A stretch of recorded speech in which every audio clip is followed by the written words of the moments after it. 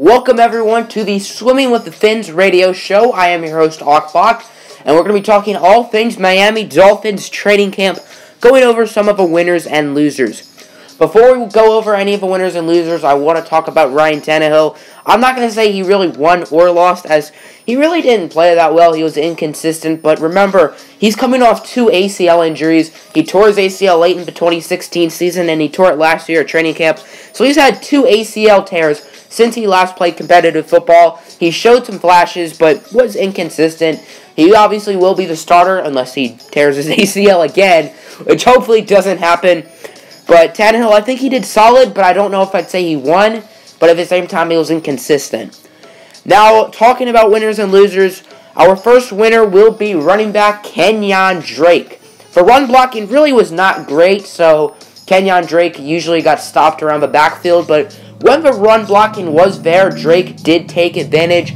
He was patient, he found the holes, and he played really well. There is going to be some competition below him. Obviously, the Dolphins did sign Frank Gore, who is the model of consistency. I believe he's ran for 1,000 yards in 8 straight years, which is really impressive. So he should certainly give Drake some competition. And then 4th-round rookie Kaitlyn Bellick from Arizona State, another really solid player. I expect Drake to be the main running back, but Gore and Bellick should certainly challenge for playing time.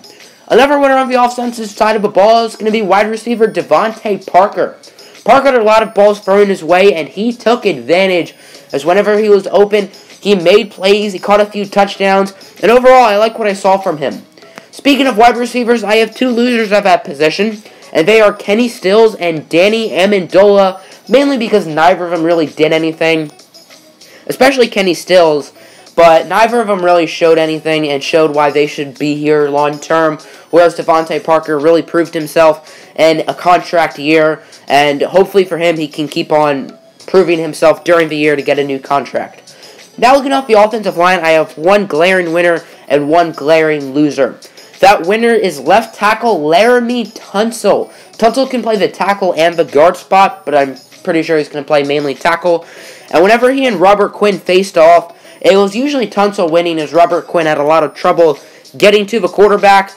And my loser on the offensive line shifts over to the right side, and that is right tackle Jajuan James.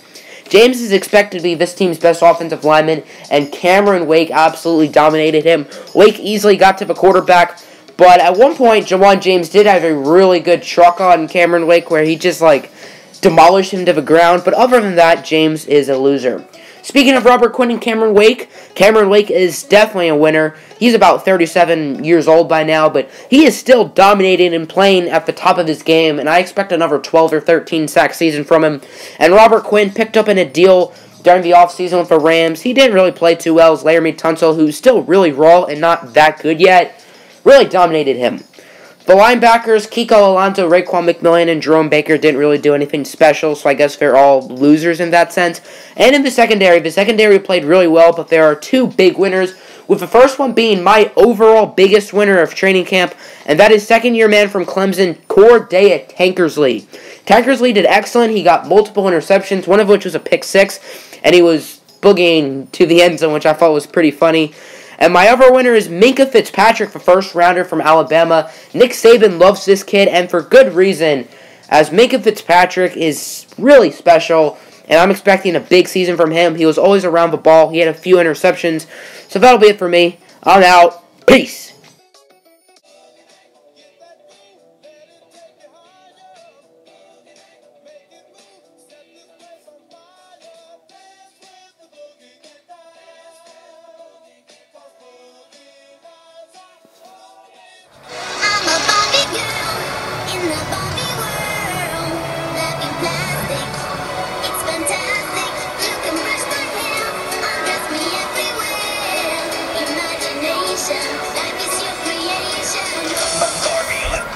Hey, man!